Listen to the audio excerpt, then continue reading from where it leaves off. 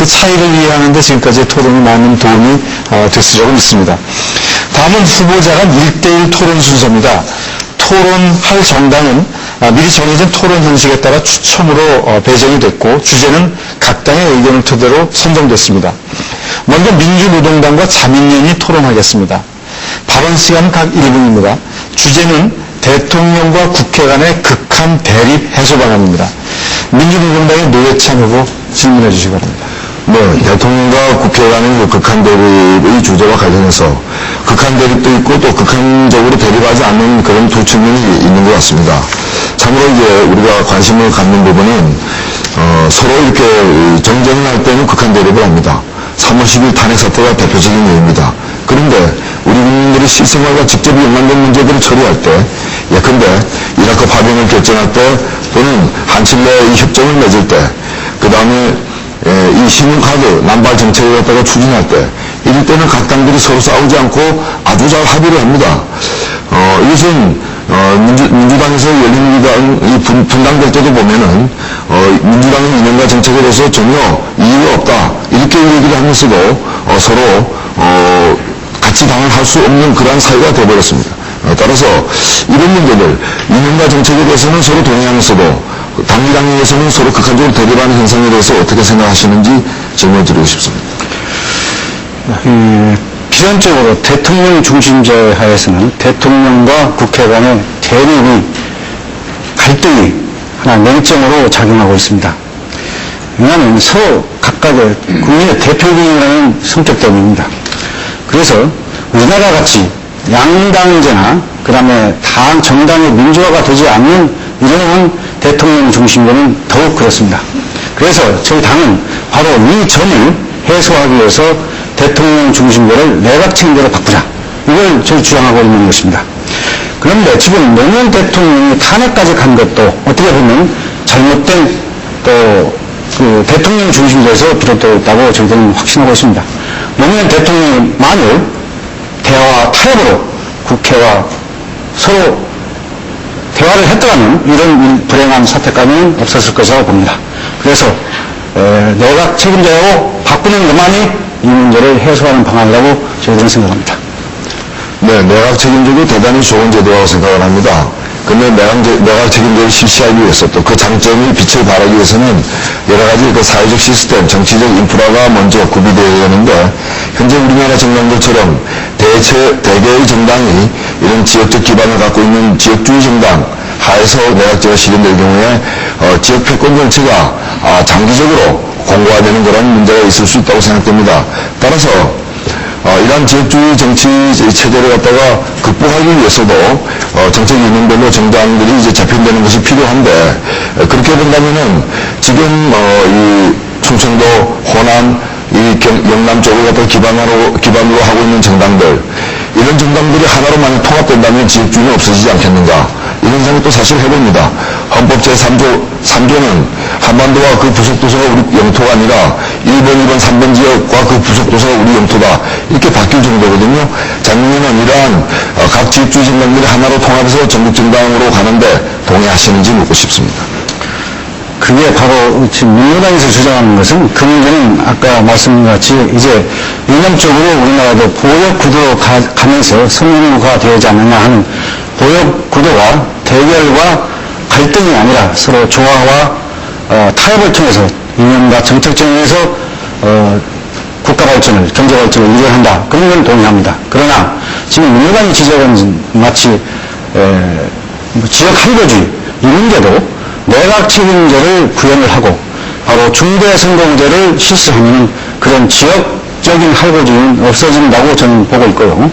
우리나라가 선진화되고 우리 정치가 선진화되기 위해서는 바로 그러한 그 구태적인 과거의 정치 시스템을 하루빨리 청산하고 선진화된 정치 시스템으로 바꿔야 한다는 게 저희 자민련의 분명한 입장입니다. 네, 다음은 열린우리당과 새천년 민주당이 토론하겠습니다. 발언 시간은 역시 한 1분입니다. 이번 주제는 한중일 경제공동체 구축 방안입니다. 먼저 열린우리당의 김재웅 후보 질문해 주시기 바랍니다. 네, 민주당은 김대중 대통령의 대북 해외 정책을 계승한다고 얘기해 왔습니다. 발전시키는 개념이 없는 것 같습니다. 저희 열린민주당은 햇볕 정책을 계승 발전시키고자 정책의 구체적으로 마련을 갖고 있습니다.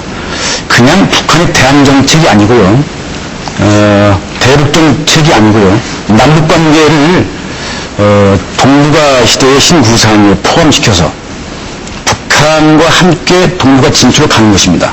그것이 이 동북아 정책이고 그 핵심 또 정책이 한중일 경제공동체입니다. 우선 민주당의 이 대북 햇볕 정책을 단순 계승, 단순 반복시키는 것인지 발전적인 개념이 무엇인지를 좀 묻고 싶습니다. 네. 햇볕 정책에 누가 적장과 싸움하는 것 같아서 우습습니다. 사실 열린당은 이제 창당된 지 3, 4개월밖에 안 됐는데 햇볕 정책이고 뭐고 다 민주당에서 가지고 온 거 아니겠습니까? 계승 발전할 시간적인 여유도 없었다고 생각하는데요. 남한이 북한과의 관계 교류화의 협력의 시대를 여는데 지금 노무현 정부가 하고 있는 거는 그동안 했던 햇볕 정책의 중단에 오히려 가깝습니다. 그래서 햇볕 정책을 제대로 실천하는 것을 동북아의 경제 발전을 위해서 북한을 끌어들인다 그랬는데 그것 역시 동북아 중심 국가 건설을 제안했던 민주당의 정책을 그대로 가져간 거 아니겠습니까?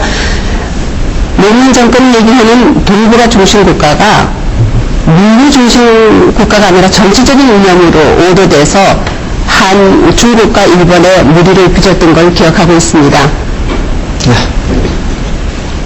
동북아 경제 중심의 정책은 이미 모든 국민들이 다 노무현 정부와 열린민주당의 정책으로 알고 계십니다. 그 중에 핵심이 한중일 경제공동체 구축이고요. 작년 7월에 이미 한중 정상회담을 했습니다. 또 10월에 한일 정상회담을 했습니다. 이제는 중국과 일본을 한자리에 모아서 한중일 정상회담을 지금 추진하고 있는 과정입니다. 거기에 가능하면 빨리 북한의 핵 문제만 해결되면 북한과 함께 들어가는 것이 저희의 정책이라는 점을 말씀드리고요. 한중 관계를 하다 보니까 한국이 역시 동북아에서 중간 역할 또는 중심적으로 할 수 있다는 자신감이 생겼고요. 한중일을 한대로 모을 수 있는 방안을 생각하신 게 있는 것인지 또 이 동북아 협력체, 동북아 구상에 북한을 끌어들이는 북한과 함께하는 동반정책 같은 개념이 혹시 있는 것인지 좀 소개해 주십시오. 네.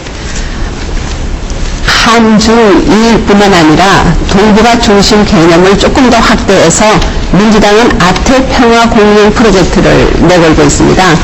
이것은 기존의 민주 중심 도시로서의 동북아 개념에서 조금 더 나아가서 범아시아권, 범환태평양권까지 민주 평화 인권 외교로 한데 끌어안는 포용하는 정책입니다. 그리고 한류 문화권이 형성이 되면서 문화적인 교류, 또 한상 통상권까지를 확대하는 개념으로 아태 평화 공연 프로젝트로 발전시켜왔습니다. 그리고 이 과정에서는 북한이 물론 함께하는 것은 더 말할 여지도 없습니다. 네. 이번에는 자민련과 한나라당이 토론하겠습니다. 발언 시간 역시 각 1분이고요. 주제는 북핵 문제 해결 및 단계적 통일 방안입니다. 자민련의 이은영 후보 질문해 주시기 바랍니다. 네, 오늘 기사를 보면 파키스탄 과학자 압둘 카티르 칸 박사가 방북대 핵 장치와 지하 핵 시설을 목격했다. 이런 보도가 뉴욕타임즈에서 보도를 했습니다. 그래서 육자회담에서 큰 파장을 일으킬 것이다. 이런 예고 기사가 나온 바 있습니다. 북한 핵 문제는 우리 민족의 생존권에 직결된 중차대한 문제입니다. 북한 핵 문제 해결 없이는 우리가 어떠한 대응이나 대책을 할 수 없는 그러한 위험한 상태까지 도달할지 모릅니다. 그래서 북한 핵 문제는 반드시 해결해야 한다는 것인데 저는 저희 자민련의 확고한 입장입니다. 그러나 북한 핵 문제에서 어떠한 협상이나 흥정은 결코 있어서는 안 된다. 그런 저희 입장이고요. 그러면 한나라당이 북한 핵 문제 해결에 어떠한 대응과 방안을 갖고 계시는지 이 자리에서 밝혀주시기 바랍니다. 우선 지금 현재 북한의 북핵 문제 해결돼서 지금 현재 육자회담의 기본 그 접근 방식을 저희들은 지지합니다. 이거 좀 시간이 걸리다고 생각합니다. 인내를 가지고서 아마 기다려야 될 것 같은데 근데 결국 육자회담의 성패는 다음에 두 가지에서 결정되지 않을까 생각합니다. 하나는 북한은 핵을 어떤 방식으로 포기할 것인가 하는 겁니다. 아까 질문에 있었습니다만 북한이 과연 완전하고 검증 가능하며 돌이킬 수 없는 방법으로 핵 폐기를 것인가 안 할 것인가 하는 게 이제 하나 문제가 되고, 또 하나는 핵을 포기하는 대가를 누가 부담할 것인가 이런 문제가 되겠습니다. 그런데 핵을 포기하는 대가는 결국 한중일이 부담할 수밖에 없는 상황이라면 결국 우리의 부담력이 상당히 많아지는데, 그럼 그것이 이제 다시 국회에서 재정 부담 문제로, 국내 문제로 우리가 돌아오게 될 것입니다. 그래서 이런 문제를 효과적으로 논의하기 위해서 우리는 국회에 초당적 대북 정책 기구를 두어서 이런 문제를 종합적으로 같이 여야가 접근해 나가야 되지 않을까 이렇게 생각합니다. 네, 전민기 후보 그런데 지금 우리 정부가 북한 핵 문제와 대북 정책에 대해서 문제를 지적하는 사람이 많습니다. 이유는 우리 정부가 정상적 핵 문제를 다루기 위해서는 미국을 설득해 위원회 이 문제를 상정을 해서 위원 태블 안에서 문제를 해결해야 하는데, 우리 정부가 미국을 설득해서 북한의 요청을 받아들여라, 수용하라 이렇게 요구하고 있습니다. 그리고 또 육자회담을 육자회담이 해결되는 하나의 어떤 그 방법이라고 그렇게 고수하고 있습니다. 그러나 일부에서는 육자회담을 100번 해봐야 별로 성과가 없을 것이다. 오히려 미국과 북한만의 싸움판뿐이 안 될 것이다. 이런 지적이 있는 데 대해서 한나라당은 어떻게 생각하십니까? 근데 결국 그러나 현실적으로는 육자회담이 이 다자간 문제 해결 접근 방법은 불가피하다고 생각합니다. 지금 말씀하시는 어떤 문제가 잘 안 풀려서 생기는 그런 안타까움은 저희가 이해를 합니다만, 결국은 이건 상당히 의미를 가지고 접근할 수밖에 없는 여러 가지 요소가 복합적으로 작용하는 문제이기 때문에 결국 다자간 프레이밍 육자회담을 기초로 해서 문제를 접근할 수밖에 없지 않느냐 하는 것이 저희 한나라당의 입장입니다. 다만 그 육자회담을 중심으로 문제를 풀더라도 더 중요한 국내에서의 의견의 수렴 과정입니다. 이 핵 문제나 대북 문제에 대해서 국내에서 남남 간의 불필요한 갈등과 의견의 차이가 많은데, 이걸 어떻게 통합시키고 화합시킬 것이냐 하는 것이 저는 기초가 돼서 그 다음에 우리가 대북 문제나 핵 문제의 일관성 있는 정책이 나오지 않겠는가. 근데 국내의 의견의 종합, 화합이 지금 상당히 어려운 것이 큰 문제다 이렇게 보고 있습니다. 네. 이번에는 새천년 민주당과 민주노동당이 토론하겠습니다. 역시 발언 시간은 각 1분씩입니다. 주제는 국가보안법 개정 문제입니다. 새천년 민주당의 손봉수 후보 질문해 주시기 바랍니다. 네, 6.15 남북 정상회담 이후에 남한 내에서도 국가보안법 개폐를 위한 여건이 상당 정도 성숙해 있다고 봅니다. 아마도 국가보안법 문제가 17대 국회 의제로 등장하지 않을까 그렇게 보고 있는데요. 새천년 민주당의 입장은 반국가단체 규정이라든가 또 찬양공제, 불교지제 같이 독재 정권이 악용했던 독소조항은 제거하지만 그래도 보안법은 점진적으로 폐지해야 되는 게 아닌가. 그래서 민주당으로서는 민주질서 수호법이라는 대체 입법을 생각하고 있습니다. 한꺼번에 법 전체를 폐지해야 되는지 민노당의 의견을 듣고 싶습니다. 네. 이 민주질서 수호법은 1993년도에 당시 김대중 대통령이 이제 제안하기도 했던 그 법으로 알고 있습니다. 이른바 국가보안법에 대한 대체 입법한데요.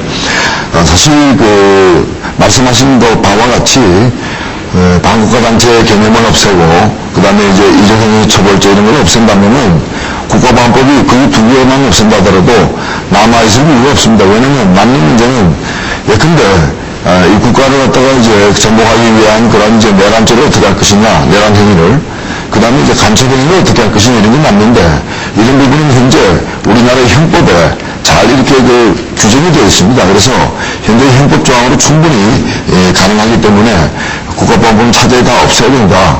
지금 우리 북한에 이렇게 여러 가지 경제적 지원까지도 공식 비공식적으로 많이 하고 있는 상태에서 자기 동생이 국가보안법으로 수배됐는데 그걸 고발하지 않았다고 불고지죄로 누나가 이렇게 처벌되고 직장에서 정직당하는 이런 사태를 이제 막아야 된다 이렇게 봅니다. 민주당 손 후보. 네. 그러나 아직 한반도가 분단 상태에 있고 형법만으로는 민주주의 체제를 수호하는 데 한계가 있다는 것이 대체로 국민적인 정서인 것 같습니다.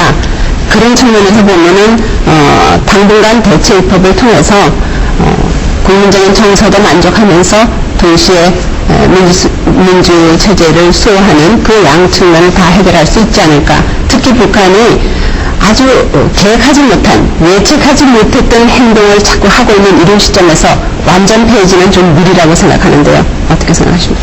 네, 지금도 그 예측하지 못할 행동을 할지도 모른다고 말씀하신 그 북한에, 우리 노동자들도 여러 명 많이 가 있습니다. 우리 자본주도 많이 투자되어 있고요. 또 항상 그 북한하고 지금 상호간에 이제, 긴밀한 연락체계도 다 갖추고 있는 걸로 알고 있습니다.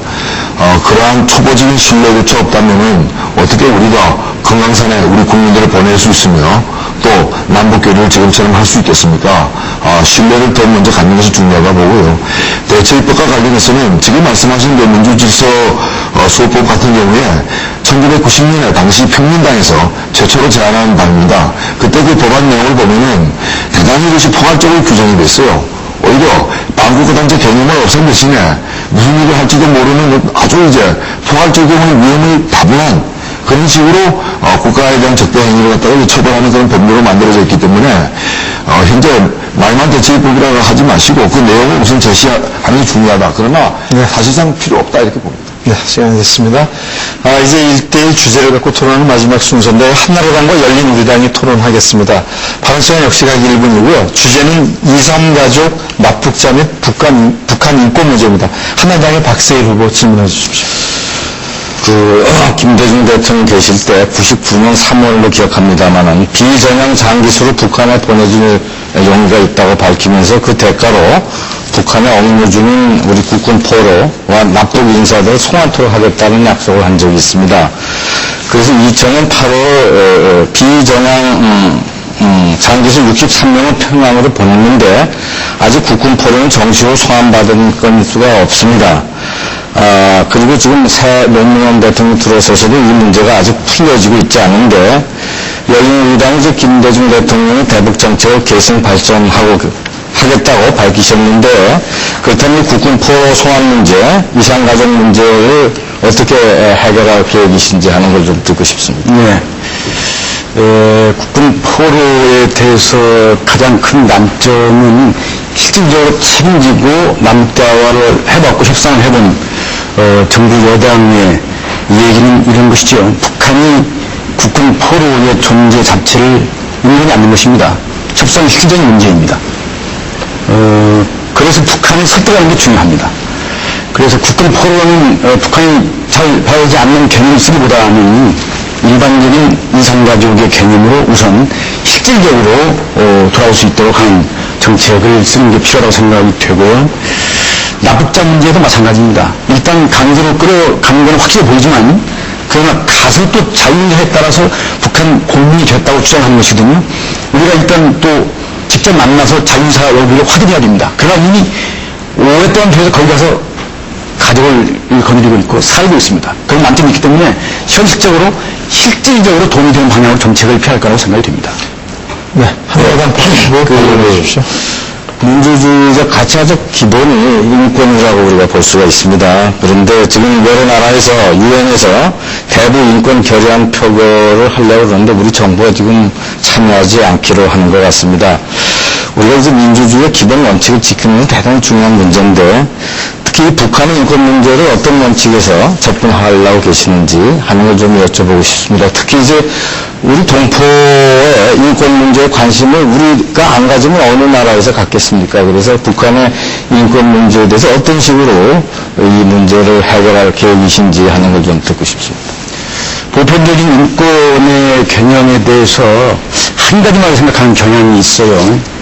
우리는 보통 인권 그러면 시민적 정치적 자유 그 기본권만 생각하는 것 같습니다.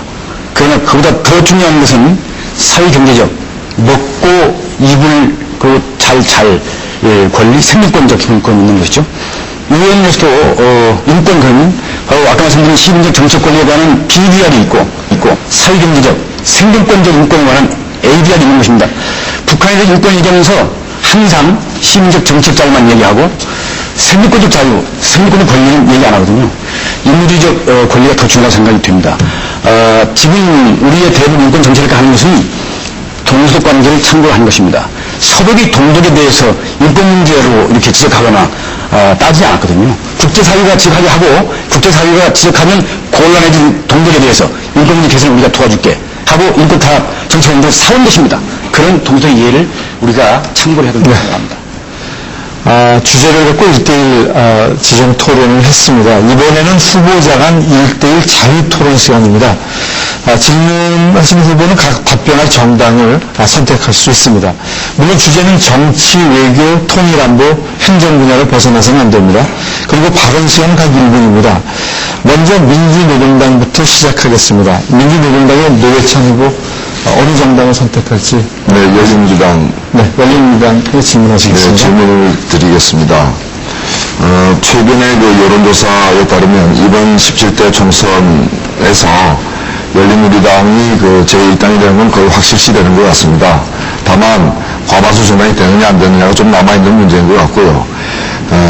그런데 제가 이제 드리고자 하는 질문은 열린우리당이 그 이번 총선 이후에 혹 과반수 정당이 안 될 경우에 과반수 정당을 만들기 위해서 다른 당의 어떤 그 의원들을 이렇게 영입할 계획이 있으신지 이런 질문을 드리고 싶습니다. 왜냐면은 이미 열린민주당이 그 공천 과정에서 민주당 공천에서 탈락한 분들이나 뭐 이런 또는 한나라당 출신이나 이런 분들을 적극적으로 이제 이미 영입한 바가 있기 때문에 이러한 일도 가능하지 않을까 생각되는데 그런 일들이 절대로 없을 것인지 혹은 그런 식으로 해서 뭐 통합의 정치 뭐 이렇게 말씀하시던데 그런 식으로 해서 안정적인 과반을 집권여당으로서 이렇게 목표로 좀 밀고 나가실 예정이신지 우리 국민들이 많이 궁금할 것 같아서 제 질문드립니다. 시간이 됐습니다.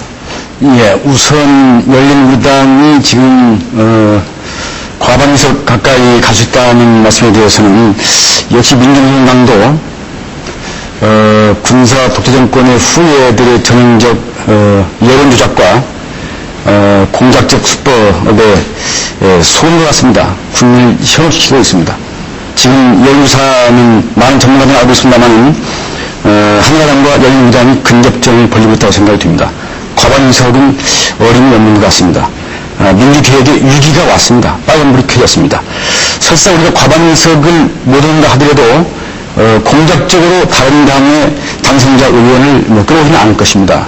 한나라당 의원을 끌어왔다고 말씀하시는데 열린우리당의 창당 과정에 대해서 잘 모르시는 것 같습니다. 열린우리당은 한나라당의 개혁파 또 정부적인 이미 지위를 가지고 있었던 민주개혁당 또 민주당에서 떨어져 나온 정상명을 던지면서 떨어져 나온 사람들이 한국 정치권의 개혁파들이 해체원수로 만든 통합개혁당입니다. 네. 이는 시간이 됐습니다. 민주노동당 노회찬 후보 반론하시겠습니다. 예, 뭐 여론조사 이 공표가 법으로 금지되어 있기 때문에 사실은 4월 16일이면 우리 국민들이 다 아실 얘기입니다. 며칠 있으면 다 아실 얘기를 불과 지금 몇 시간 앞두고서 이렇게 말씀을 하시는 상당히 좀 너무 이제 엄살을 피울 필요까지 있겠느냐. 엄살을 피우려면 민주노동은 조그만 정당이 엄살을 피워야 되는데 이렇게 큰 정당 여당에서 이제 엄살을 피우는 것 같습니다. 사실은 공작을 얘기하는 게 아닙니다. 공작을 얘기하는 것이 아니라 자발적으로 이제 오는 경우까지 다 포함해서 지금 말씀을 드리는 건데요. 왜냐면은 지금 이제 정책정당을 얘기하면서 또 정책정당으로 이렇게 서로 경쟁하자고 얘기하면서 대개 보면은 정책들은 비슷하고 사람은 대단히 이제 패를 지어서 나눠서 싸우는 게 그간 한국 정치의 현실이었기 때문에 열린우리당이 이런 문제들에 대해서 어떠한 좀 적극적인 좀 개선 의지를 갖고 있는가 알고 싶어서 이제 말씀을 드렸던 것입니다. 아마도 민주당에서 탄핵을 반대했다가 탈당한 조성진 의원이 열린우리당의 비례대표 후보로 들어온 것을 말씀하시는 것 같습니다.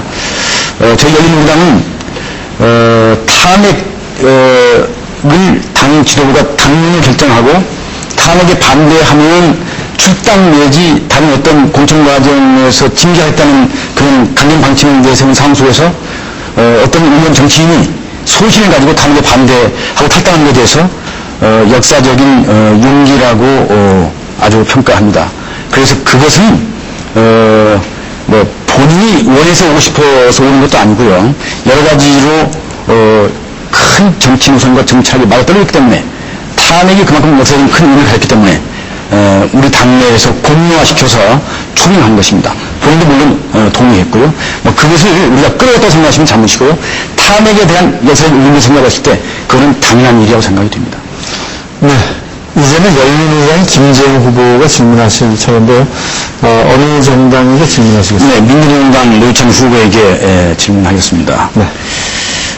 저희 열린우리당은 국방정책, 국가안보정책에서 자주와 협력적 동맹을 혼합시킨 실용적 개혁 노선을 채택하고 있습니다. 그런데 알다시피 한나라당은 아까 박진희 후보가 말씀하신 것처럼 자주를 부인하고 동맹만을 강조하고 민주노동당은 협력적 동맹까지도 부인하면서 자주만을 강조하고 있습니다. 그러나 이 현대의 국제사회의 무관경쟁을 생각해 봤을 때에 그런 무조건들인 반열강주의나 베타주의로서 어떻게 살아갈 수 있을 것인가, 고민이 될 것은 아닌가 하는 점을 좀 생각해야 된다고 봅니다.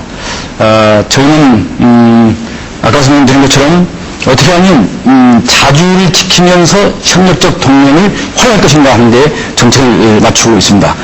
이 점에 대해서 민주노동당의 입장을 좀 듣고 싶습니다. 예, 그 협력적 그 관계는 상당히 좋은 겁니다.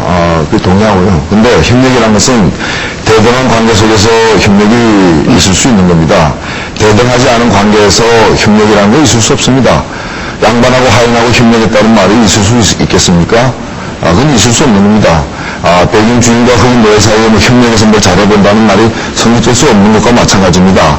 지금 미국과 한국과의 관계는 심각한 불평등 관계로 지금 되어 있고, 한미행정협정 소파 같은 걸 보더라도 미국이 주도하고 있는 어느 나라에도 이렇게 불평등한 협정이 이렇게 버섯이 살아있는 나라가 없습니다. 그런데 이것을 갖다가 이 협력적 동맹이니까 그대로 지켜야 된다고 한다면은 그 열린우리당의 협력적 동맹은 사실상 수직적 동맹, 주종관계적인 그 동맹을 이렇게 감추기 위한 미사역을 지향하지 않는다고 생각합니다. 네. 민주노동당의 이 주한미군 철수 주장은 일견 젊은 층에게 또 민주개혁 진영에 먹힐 가능성이 큽니다. 그러나 책임있는 정당으로서 저희 열린우리당은 역시 국정을 맡기에는 현실적으로 문제가 많다고 생각하기 되고요. 저희들 고민이 있습니다. 그래서 주한미군의 전면적 철수보다는 합리적인 주둔과 주한미군의 역할 조정이 더 필요한 상황이 아니라고 생각합니다. 아니면 소파의 개혁 문제가 그런 것입니다. 만일 주한미군을 그대로 철수시킨다면 경제에 당장 문제가 생길 것입니다. 한미 관계에서 중요한 경제에 생각해보죠. 우리 기업들의 수출 시장입니다. 뿐만이 아니라 한미 관계가 훼손되고 주한미군이 철수해버리면 일부 투자가들이 불안해서 한반도에 더 이상 투자하지 않을 것입니다. 한미 관계는 이게 안보 문제뿐만이 아니거든요. 이런 종합적인 문제 생각했을 때에 과연 주한미군 철수론을 계속 주장하는 게 타당한지 재검토하실 의향이 어떤지 좀 묻고 싶습니다. 네, 민주노동당의 그 주한미군 철수론은 단계적 철수론이고, 통일이 이루어질 때까지의 그런 단계의 여러 과정을 밟는 것, 그리고 철수를 하는 각 단계마다 남쪽의 평화를 보장할 수 있는, 또 동북아의 평화가 보장되는 그러한 제도적 장치를 겸비하는 것을 의미하고 있습니다. 지금 이제 북한의 어떤 그 군사력을 얘기할 필요는 없습니다. 남한 국방부가 북한의 2배이고요. 그리고 이 전통급 이상의 잠수함이 그 북한의 그 2배입니다. 지금 제가 한 가지 말씀을 드리겠는데, 우리나라 전체 국민 중에서 통일 후에 미군이 주둔해야 된다고 생각하는 국민들은 11.5%에 불과합니다. 90%에 가까운 국민들은 지금부터 단계적 철수를 하거나 혹은 통일 전까지는 완전히 철수해야 된다는 그런 생각을 갖고 있습니다. 도대체 저는 묻고 싶습니다. 열린우리당 누구 뜻을 따를 겁니까? 극소수 냉전 세력의 그 편을 들 것입니까? 아니면 다수 국민들의 편을 들 것입니까? 열린우리당마저 냉전 세력이 될 것입니까? 정신 차려야 합니다. 네, 이번에는 자민련의 유명 후보가 질문하실 차례입니다. 어느 당의 어느 후보하고? 네, 열린우리당에 질문하겠습니다. 좀 색다른 질문을 하나 드리겠습니다. 정명용 의장께서 어저께 선대위장으로 사퇴를 했는데 개인적으로 저는 상당히 유감스럽게 생각합니다. 제가 보는 아주 그 인간적으로 좀 친한 분인데 다행히 지금 그런 사태를 우리 정치권 야당에서는 정치적 수수다 꼼수 이렇게 비난도 하고 있고 국민들도 상당히 그 용심을 가지고 있습니다. 그래서 이것이 정의원 의장의 노인 발언, 그 다음에 뭐 치마폭에서 선거가 정치가 흐려졌다 이런 여성 폄하 발언, 유시민 의원의 교회가 현금받는 서비스입니다. 이런 그런 교회 폄하, 이런 전체적인 정치인들의 잘못된 발언을 열린우리당에서 그런 지지도가 하락했다. 그래서 그걸 어떤 진화해보려는 그런 어떤 계기로 삼으려고 사퇴했다는 지적이 있고, 하나는 친노파에서 팽당했다. 이런 지적도 있습니다. 그에 대해서 어떻게 생각하십니까?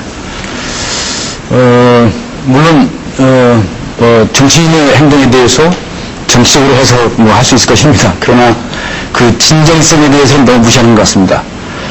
거기에 소원대책위원장으로서, 당의장으로서 책임의식이 깔려있는 건 사실이고요. 그러나 그보다 더 중요한 것은 아까 말씀드린 것처럼 민주개혁에 유기해왔다는 사실인데, 이 사실을 일반 국민이 잘 모르고 있을 뿐만 아니라 보수 언론에 의해서 외롭 도를 알려주고 있는 것입니다. 이것을 어떻게 국민들이 제대로 알리느냐 하는 것입니다. 열린우리당이 무슨 허구의 이 거여처럼 지금 얘기가 돌리는 것에 대해서 이는 군역제 후예들의 공작 정치처럼 지금 나오고 있는 얘기라는 것이 열린우리당의 입장인데, 그것을 어떻게 하면 진정성을 가지고 국민들에게 알리고 호소하냐 하는 것입니다. 그런 것 때문에 사퇴했고 지금 단식 중입니다. 정부를 누리면서 탈진한 상태의 단식, 매우 건강에도 위험한 일이죠. 그 개인의 진정성을 믿어주셔야 합니다. 그러면 열린우리당의 개혁이 60대, 70대 노인을 폄하하고 교회를 무시하고 여성을 성폭력하는 비슷한 그러한 행태를 하는 게 개혁이라고 생각합니까? 지금 열린우리당의 개혁은 개혁하면서 실체가 없습니다. 저희들이 보기에는 열린우리당의 개혁은 실체가 없을 뿐 아니라 정체가 분명해요. 그럼 노인들은 무시하고 폄하하고 여성들을 폄하하고 무시하고 교회마저, 교회는 우리 국민의 정신적 지지입니다. 그런 것을 현금 서비스하면 서비스업이다? 이렇게 발언할 수 있습니까? 그리고 이 정치가 여성 치마폭에서 흐트러졌다. 이렇게 여성을, 지금 일반 국민이 여성의 성폭력을 3천만 원을 벌어놓고 있습니다. 그런데 여당의 의장이라는 분이 이런 말씀 하시면 안 되죠. 그것이 계획이라고 생각하십니까? 그에 답변해 주십시오. 작년에 유승민 후보의 잘못된 질문에 대해서 일일이 대답할 가치를 느끼지 않기 때문에 열린우리당의 개혁정책을 소개하는 것으로 대신하고자 합니다. 저희 당은 정치개혁을 최우선 정책 목표로 삼고 출발했습니다. 그래서 첫째는 부패 척결 청산이고요.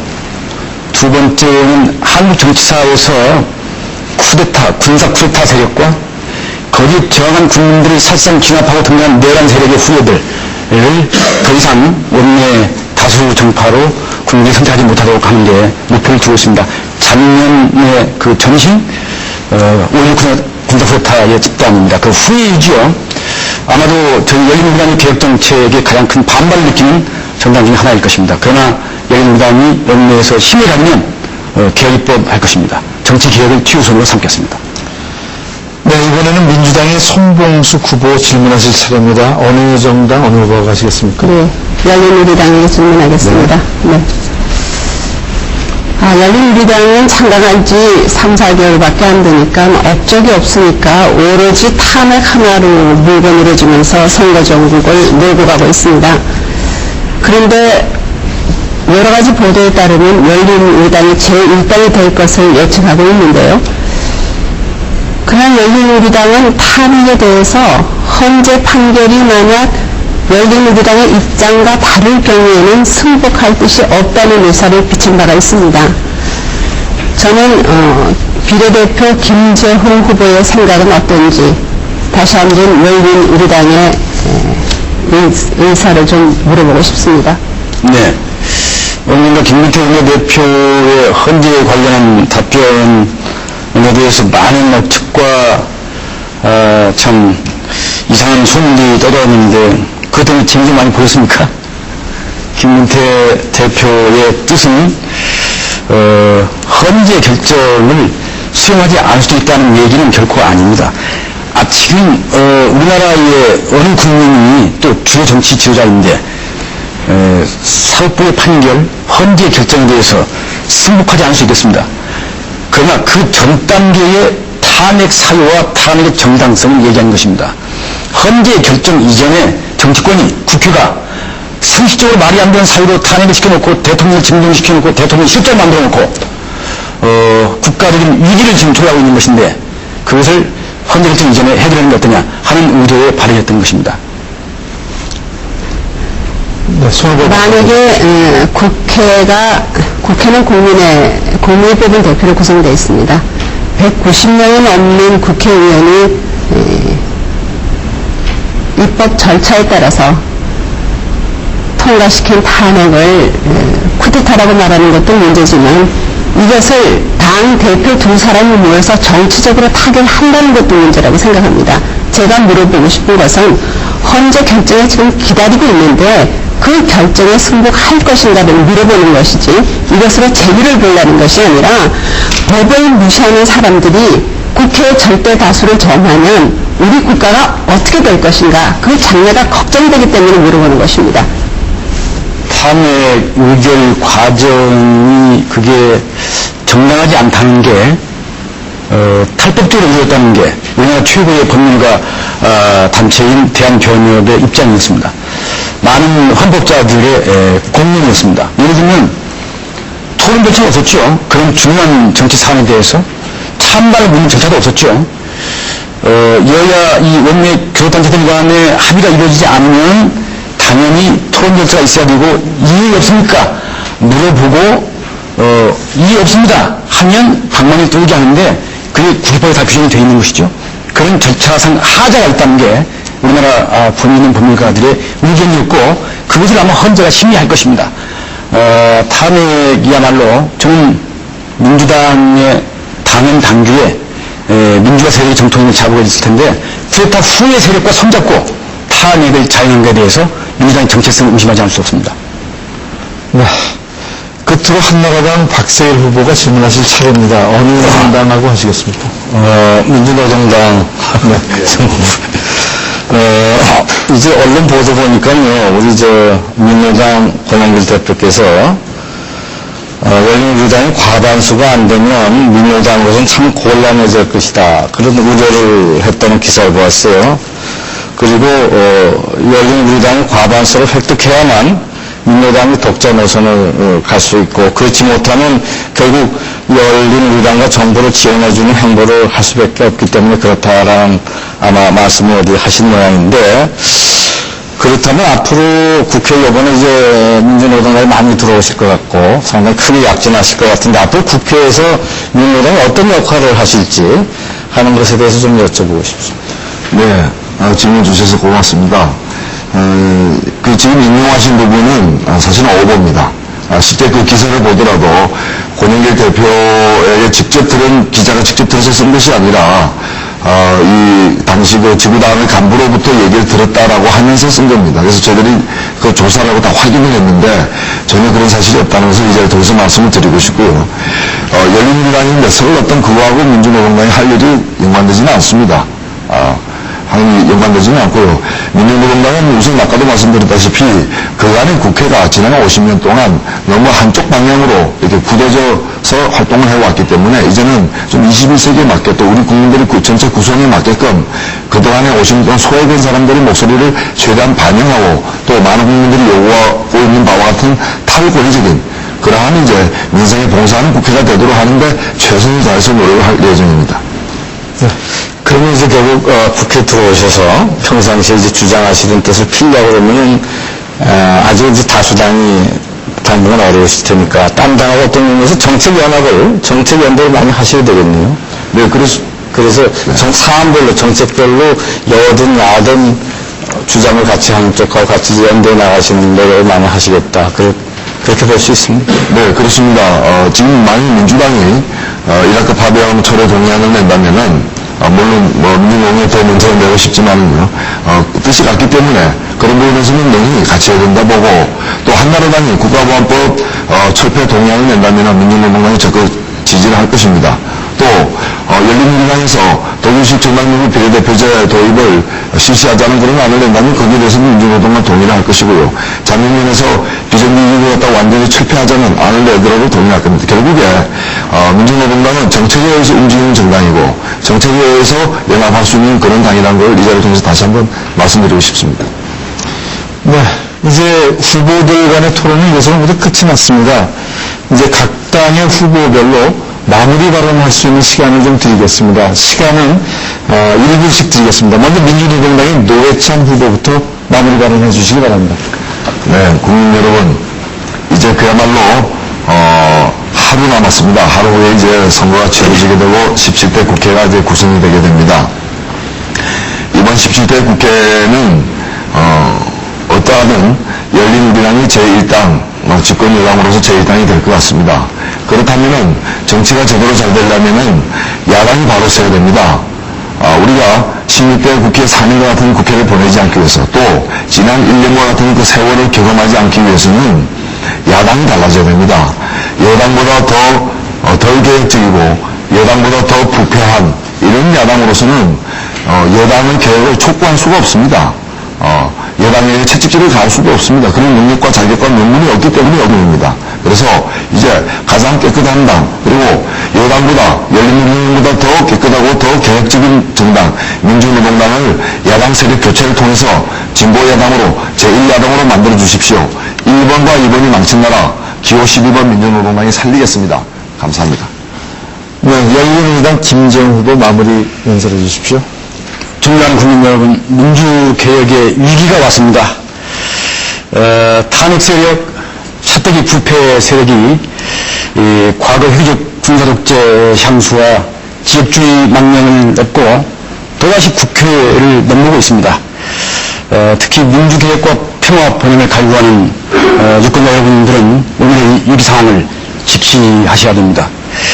진보 세력의 원내 진출도 그렇게 시급한 것이 아닌 것 같습니다. 수구 맹정 세력에 의한 국회 지배를 막는 일이 시급해졌습니다.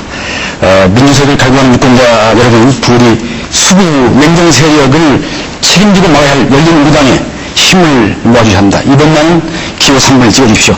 민주당을 보십시오. 오로지 원내 진출에만 영혼이 없지 않습니까? 모든 것이 저희 열린우리당의 짐으로 던져졌습니다. 부디 우리 당의 힘을 모아주시고 더 이상 다시는 탄핵과 같은 우리 쿠데타가 일어나지 않도록 막도록 힘을 모아주십시오. 감사합니다. 네, 이번에는 자민련의 유은영 후보 마무리 발언 해주시겠습니다. 네, 국민 여러분, 이제 총선이 하루밖에 안 남았습니다. 저희 자민련은 가난하기 때문에 다른 당들이 하는 TV 홍보나 신문 홍보도 못하고 있습니다. 이번 선거는 1인 2표이기 때문에 저희 자민련 기호 4번이라는 점을 홍보해야 하는데 그것도 못하고 있습니다. 저희 자민련 그런 홍보를 하고자 하는 그런 욕망이 없겠습니까? 그러나 돈이 없습니다. 그래서 하고 싶어도 못하고 있습니다. 그러나 저희 자민련은 깨끗한 정당입니다. 누구한테, 어느 누구한테 불법 대선 자금이나 그런 불법 차떼기 자금이나 그런 걸 한 푼도 받아본 적이 없습니다. 그러나 국민들 옆에서 이렇게 인멸하면서 고통을 이기면서 오늘까지 지켜왔습니다. 저희 자민련은 이 나라 국가를 반드시 지키는 안보의 보루가 되겠습니다. 국민 여러분, 기호 4번 자민련을 택해 주십시오. 결코 후회하지 않을 것입니다. 감사합니다. 네, 이제 새천년민주당 손봉숙 후보 마무리 발언해 주시겠습니다. 존경하는 국민 여러분, 세계는 급속하게 변해가는데 우리 사회는 지금 심각한 정치, 경제적 정체 상태 속에서 선진국으로 진입할 수 있느냐 아니면 산유국가로 뒤처지느냐 하는 기로에 서 있습니다. 민주당은 한국 정치의 난맥상을 치유하고 다시 뛰는 대한민국을 만들어내는 일에 그 정치적 소임을 다하겠습니다. 민주당은 작지만 단결되고 효율적인 새로운 민주당으로 다시 태어나겠습니다. 민주당은 지역주의를 경계하면서 거대 여야의 일방 독주를 견제하는 균형자의 역할을 수행할 것입니다. 민주당이 깨끗하고 정책 능력을 갖춘 건전한 야당으로 자리매김할 수 있도록 민주당을 많이 지지해 주시기 바랍니다. 감사합니다. 네, 끝으로 한나라당의 박세일 후보 마무리 발언 해주시겠습니다. 존경하는 국민 여러분, 다시 강조드립니다만 이번 선거는 4년간 나라 살림을 맡을 일꾼을 뽑는 선거입니다. 우리 주인 국민들께서 일꾼을 잘 뽑으면 4년간 편안하실 것이고 일꾼을 잘못 뽑으면 4년간 고다투게 됩니다. 우리는 말을 잘하거나 싸움을 잘하거나 목소리가 큰 일꾼을 뽑아서는 안 됩니다. 묵묵히 열심히 하는 일꾼을 뽑아야 됩니다. 국정운영이라는 것은 결코 아무나 할 수 있는 것이 아닙니다. 주먹국으로 국정운영하는 것이 아닙니다. 나온 사람들, 그분들이 주장하는 정책, 사람과 정책을 곰곰이 살펴봐 주시기 바랍니다. 반드시 저희 한나라당 후보만 찍어달라고 부탁드리는 거 아닙니다. 우리나라의 미래가 달려있고 4년간 국민들의 삶이 달려있기 때문에 뽑을 때 찬찬히 보셔서 사람과 정책을 잘 간과하셔서 훌륭한 인재를 꼭 뽑아주시기 바랍니다. 감사합니다. 네, 몽리 발언을 다 들었습니다. 이상으로 중앙선거방송토론위원회가 마련한 17대 총선 정당 정책 토론회 두 번째 시간 정치 분야에 대한 토론을 끝으로 토론회를 모두 마쳤습니다. 앞서 말씀드린 대로 이번 총선은 역사상 처음으로 지지 후보와 지지 정당을 분리해서 투표하게 됩니다. 오늘 토론은 특히 지지 정당을 선택하는 데 많은 도움이 됐을 것으로 기대합니다. 오랜 시간 토론에 임해주신 각 당 후보들 고생 많으셨습니다. 공정성 때문에 토론 진행이 다소 딱딱했던 점을 양해해 주시기 바랍니다. 어느덧 자정이 지나 이제 17대 총선이 내일로 다가왔습니다. 앞으로 4년간 이 나라를 이끌어갈 정치 지도자를 우리가 이제 선택하는 것입니다. 유권자 모두가 우리의 참 일꾼이 될 정당과 후보자를 신중하게 골라내야 합니다. 유권자 여러분께서는 부디 투표에 적극 참여하셔서 결코 후회하지 않을 최선의 선택을 해서 우리에게 꿈과 희망을 주는 선진 정치가 이 나라에 펼쳐지게 되기를 바랍니다. 자정을 넘어 늦은 시간까지 토론을 지켜봐 주신 시청자 여러분 대단히 감사합니다.